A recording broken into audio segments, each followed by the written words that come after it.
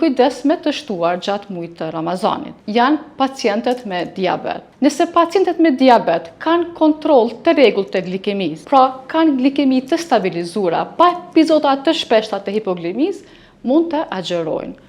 Por gjatë agjerimit duhet të jenë të vetëdijshëm se kanosen disa rreziqeve, si për shembull rënja e glikemisë apo hipoglikemia, rritja e glikemisë apo hiperglikemia dhe dehidrime.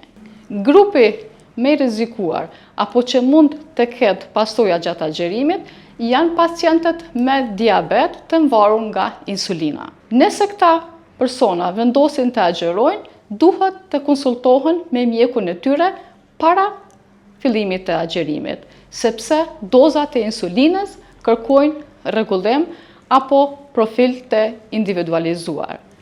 Insulina e mëngjesit zakonisht duhet të merret në kohën e iftarit, kurse insulina në syfyr duhet të reduktohet doza 20 deri në 50% të dozës totale.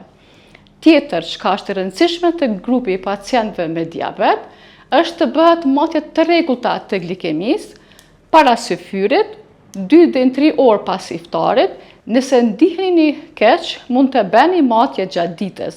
Matjet e sheqerit nuk e prishin agjerimin.